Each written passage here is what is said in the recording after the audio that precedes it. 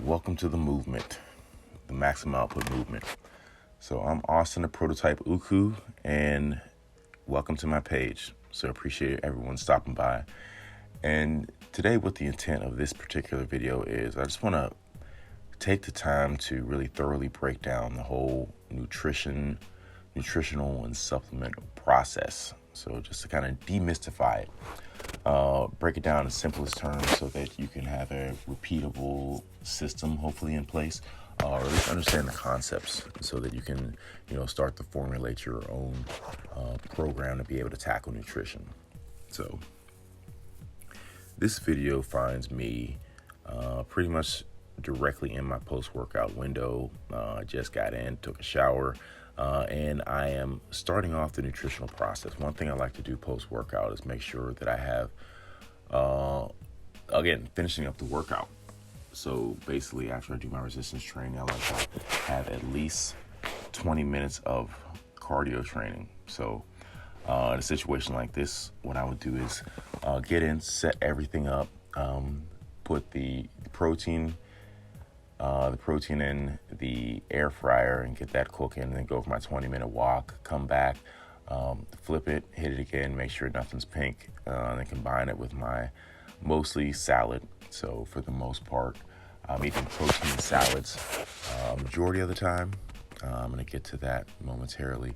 But again, do my prep work, and that includes post-workout nutritional shake, and then the meal, and then I'll go for my cardio, and as I come back, I'll go ahead and consume that. So in a perfect world, whenever I'm not doing everything before, so I'll come and I'll have my shake while I'm preparing the actual meal. So for the most part, that's normally my first solid meal of the day, first or second, where sometimes a majority of times I'm lucky, I'm pushing to eat 2 solid meals, and I get that maybe 75% of the time. And so when I find that physically, as far as appearance-wise and how I feel, I do a lot better when I have those 2 solid meals per day. Then when I say solid meals, that's like food, chewing food. The other meals are essentially pre-workout nutrition as far as amino acids and protein, post-workout nutrition as far as amino acids and protein. And I've started to take essential amino acids, that whole trifecta: glutamine, L-leucine, and essential amino acids. I'll take that before bed as well. So I have several different junctions throughout the day where I'm getting material in, so nutrients in that particular manner in a building mode. And so I've leaned towards amino acids for a very long time, so that's nothing new. And so, but I think as of recently, I've really seen the benefit, and so I've renewed my commitment to that. I've been a little bit more diligent about getting those numbers in. All right, and so because again, like I said, I can't always get to my 2 meals because I normally will start the day with a fast. I try not to consume solid food or chew food. Actually, I try not to have any calories in until after noon. But sometimes, due to any type of sweetener or something like that, I'll break that fast early. So as soon as a calorie comes in, or a couple calories comes in, your fast is broken, and you negate some of the benefits from being in a fasted state. And so, but I'll still, just for my benefit, again, keeping with my particular protocols, try not to chew any solid food until afternoon, 12 p.m. All right. And so what I like to do is 5 days out of the week, most of my meals are going to be protein salad. So chicken, fish, beef, and greens, essentially leafy greens combined with some type of broccoli or cauliflower. So I'll do that, season it up. Some healthy fats, a little bit of cheese I've been leaning towards recently, just for some enjoyment. And numbers wise, because I eat so infrequently, it actually helps me get up to a reasonable amount of calories so that I can, keep my weight. And I'm always relatively lower in a lot of calories that I can have. So I'm always like to keep a little bit of leanness in my walking. My walking commitment on a daily basis also keeps me lean as well. So in review, 5 days out of the 7, I eat mostly protein and greens. And then for the other 2, those are the days I'm probably going to import some starches and also little entertainment. So Wednesday and Sundays are my refeed. All right, so I have 2 refeed days. So I say Sunday, but every now and then, depending on circumstance, it'll drop on Saturday. So if something happens, like some type of party, or even if I just have the opportunity to have red velvet cake or something like that. I used to have the red velvet diet where anytime it was presented, I'd have to just account for it and figure it out in the ratio. But, essentially, I try and have a day on the weekend. But sometimes if it jumps up on me, what I'll do is I'll do what I have to do. I'll make concessions, and then I'll adjust. So if I did something on Saturday, then Sunday, I'm going to focus on either getting some responsible carbs in, just so that I have something to make it through the beginning part of the week, or B, start cutting back on the extra energy that I'm throwing in the system, just so that I can maintain, my weekly ratio as far as energy input, so that I can stay on track to continue to reach my goals as far as my physique goals, aesthetic wise. And the other side of that coin is if you don't put enough energy in the system, you're going to start to drag and lack, and your performance is going to start to suffer, and you aren't going to be able to, you're probably going to start sacrificing a little bit of muscle to get through the workout program. All right. And so just going to where we're at currently in this particular video, I think I might be cutting up the chicken. So basically what I do is I come in and I try and be as quick as possible. So what I'll do is I'll steam the broccoli, which, the more I'm starting to do that, the more pleasantly I'm surprised with how quick that process is. I mean, it's sometimes like 3 minutes. You throw the water in there, turn it on, put the broccoli in, put the lid on, let it steam, and then go do something else. Rarely, I think if I go leave the room every now and then, I'll burn through the water, and then I'll have a little situation there, but it's nothing crazy. But if I'm in the room, I throw that in there, do what I got to do, and then turn around, drain it, and then that's when I start to flavor it a little bit. What I'll do is I have a couple of different butters. One has herbs and kind of like garlics and herbs. Another one is just a nice, good butter. So I'll put a little bit of that in, a little bit of olive oil, and then some seasoning. Some of the olive oil has seasoning. Today, the seasoning was a pink peppercorn. I don't know the difference between regular peppercorn and pink peppercorn, but it was all right. And so today the base was broccoli, and it was a leafy lettuce. I think it was butter lettuce.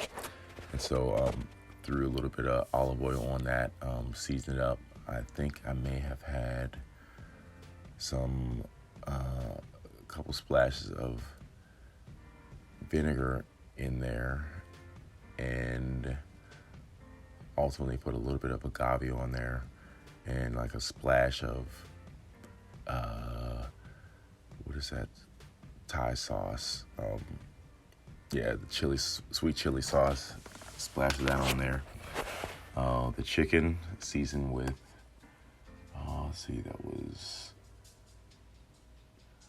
turmeric, cinnamon, cayenne pepper, paprika, ground black pepper.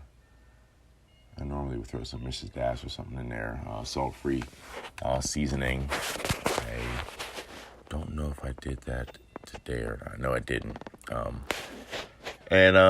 So once you have the protein done, you throw it on the bed of that with a little bit of cheese, and that's ultimately pretty much it. So I got this life hack where today is Wednesday, so I needed to get my energy in, so I do that in the form of yam. That's one, it goes really well with my chemistry, so I love the way it tastes. So my life hack is being able to prepare it. So what I do is I'll stab it all the way through about 6 times. Microwave it for somewhere between, depending on the size of it, but somewhere between 4 and 8 minutes. So for the bigger ones, will actually take 8 minutes to get a little bit softer. And then you bake it. So to bake it, the process is I have a tin, aluminum foil, and I'll slather the yam with olive oil, and then I wrap it up in aluminum foil, turn it on about 375, sometimes up to 400 if I want to get it done a little bit quicker. And it's already soft, so what the heat does, it just brings out the natural juices. So I honestly don't know how long it's in there, but because the microwave, it doesn't necessarily take that long. So the longer you keep it in there, how I test it, I'll poke the side of the aluminum foil, and whenever the yam that's hidden in there has a consistency of mashed potato, that's when I take it out. So I'll take it out and I'll throw some extra butter in there. What I have is it's a special, it's like dessert butter. It's honey, cinnamon, and it's butter. So I'll put like maybe half a teaspoon of that in the center of the yam. Once it comes out and it's still nice and hot, melts in the process of that. And then I'll throw a little bit of maple syrup. So maybe a tablespoon of maple syrup, some more cinnamon in there, and a splash of honey. And then when I'm ready to consume it, I'll mash it up. So if I need to pop it in the microwave to melt the butter, I'll do that. I think today was one of those type of days. Then I'll just mash it all together. Great. It's like dessert. All right. And so I could almost do that for my entire refeed. And the only thing I would change if I wanted to put a little bit more mass on would be to have a little bit of carbs every day. So post-workout, I would have maybe half a sweet potato. And then on my refeeds, Wednesday and the day during the weekend, I'd go in. And again, I always focusing on, maintaining a high protein intake. Now, supplement-wise, what I'm trying to do, like with the shake that I have post-workout, the main components of it, I'm using a amino acid blend from MHP called Dark Matter. So I think the base of it is essential amino acids. There's waxy maize in it, and then proprietary blend. And it's great. It's like at that point in time, I'm looking for like an amino acid dump. So I have the Dark Matter. I'll use just a generic essential amino acid. So I'll top that off a little bit more of that. I'll get some glutamine, recovery amino acid, some L-leucine, which is the most important amino acid for muscle building. So the L in L-leucine, what got me noticing that is that someone referred to it as the limiting amino. And so if your amino acid profile lacks L-leucine, your muscle building potential is going to be defunct. So the more that you get that in there to the proper ratios, that turns on the muscle building engine. So I think that's always a very important thing. I get it from bulk nutrition, just so I always have it on tap, and I'm topping off any type of recovery situation with a scoop of L-leucine. So I think a tablespoon seems to be a really good dosage of that. I don't know what the scientific dosage is, but it seems to be working with me that way. I think any excess is just going to be excreted out, so I wouldn't necessarily worry about that. And that again is and the last thing, I think it's a really important thing. When my physique actually really started taking off this past year was when I started to add hemp protein. And so I've got different type of stomach sensitivity towards different things, allergies and whatnot. And so I kind of moved away from regular protein, so the wheys and caseins and whatnot. So I started to explore different things, vegan protein, and of those particular vegan proteins, pea protein, that sometimes locked me up. And so, but the hemp protein, once I found that was like, this particular one It's Anthony something something. I apologize that I don't have the full name available to me right now. If I get a chance to look it up and pop it in there, I definitely will, because that was huge. Once I started taking that, I saw that instantly this started to change my physique, and so I am a loyal supporter of that until I find something that works better. But right now I really love what's going on with my program. So that's the liquid portion of it, and I have a pill portion of that that I take as well. So the main things, and it's a lot, but the main thing's going to be the omegas that I put in post workout. So that, and also another round of aminos. So I really pound the aminos just because I know that my actual diet is lacking, and so it is what it is. You can either supplement and add that addition, or you can just be deficient in certain areas. And so, again, striving to get better at getting those 2 meals per day, but ultimately, I got to get those numbers up. And so when I do that by actually having 3 servings of pill amino acids, 2 servings of glutamine, and 2 servings of L-leucine with every meal. And so that just adds to it, and it doesn't take any space. So you're not eating or drinking anything when you take the pills. So that just goes towards the tally. So, and that's really important because, you can only eat so much food. You can only drink so much food. All right. And so, but ultimately, if you still have goals to get to a certain point, those numbers need to be satisfied. All right. And so, that is pretty much it. So, again, I didn't talk about the omegas. And so the omegas, which I think are really important. So the first one is going to be CLA. And so what CLA does got me to put a high priority on it. So the way it was explained to me, and still the way I explain it to people, is the consumption of CLA is going to lead your body to be more likely to utilize food as a source of new muscle, and less likely to store incoming food and calories as fat. And so hearing that just forced me to really consider taking CLA at all times. And so and I think that I put that in the same family as flaxseed and cod liver oil. And so cod liver oil, I think something about vitamin D, which apparently is an important part in the muscular developmental process. And so those things are in.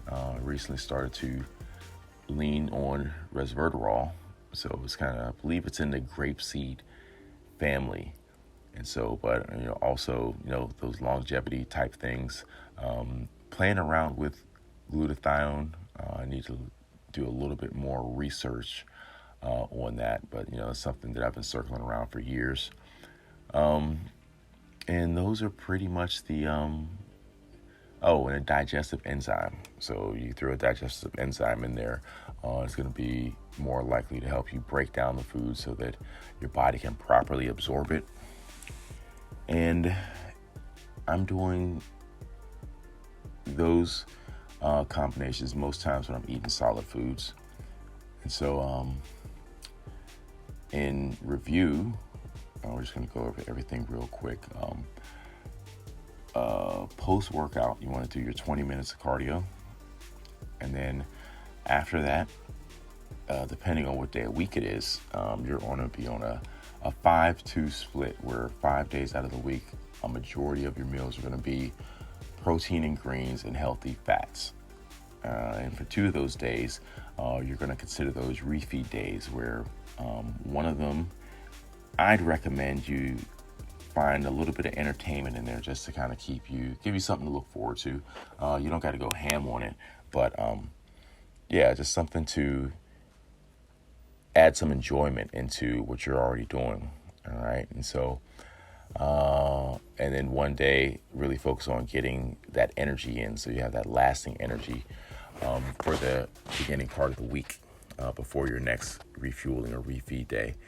And then your post-workout nutrition. So you want to get those that protein shake in. I like to have about 20 minutes, let it clear before I start throwing in any other thing. So food, anything that's not protein. Your body takes a little bit longer to digest, and it slows down the gastric clearing. So that's clearing your stomach and getting everything shuttled to where it needs to be. So that's why the first thing you put in post-workout should be as clean as possible. So meaning no fat or anything of that nature. And so I think some of those perceived rules might be changing, but still, I guess I'm actually old school. So I follow some of those old school rules as far as the post-workout nutritional window and things like that nature. But then again, the last thing is going to be the pills. So I'm throwing in the extra. Before I go into that, the post-workout shake consists of whatever protein you have, L-leucine, glutamine, and those are pretty much the big things. So throwing in the extra L-leucine and glutamine. I throw in some essential amino acids, and then again I'm throwing in the MHP dark matter, and so it's basically more amino acids on top of the protein. So you can again substitute whatever you want to in there. Just that's what I'm doing. So if you want to do some type of correlation with that, you can. And the last thing is going to be the additional supplements. So I'm throwing in the extra pill forms of BCAAs and essential amino acids. The essential amino acids, the glutamine, the L-leucine pills. Again, you don't have to require too much additional space to get that. So you just go straight towards the tally, and that's a good thing. And that's pretty much it. Again, appreciate everyone that showed up. So I'm gonna definitely be doing a lot more work on the page. Different things, YouTube Central, but also some cut-ups where I can go put on my Instagram page. So if you found me straight through YouTube and don't know about my Instagram, I'm at the Austin Uku.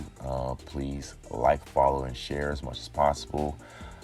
Without you, this thing doesn't grow, and I think I have a couple things to say, and I would appreciate you guys helping me get it out there. Again, any questions that you have regarding this, please send them out. Love to hear them. Love to hear what you think about it. And again, definitely appreciate the likes and the saves and the shares. So this type of information doesn't necessarily change. So it's going to be valid for a very long time within, the human body changes. So there might be, once you get into the program, you'll notice it, and there might be little adjustments once time passes and you age a little bit. But for the most part, it's a solid plan, and I hope you can take advantage of it. Thanks a lot. Do more, do it better, max out. All right, peace.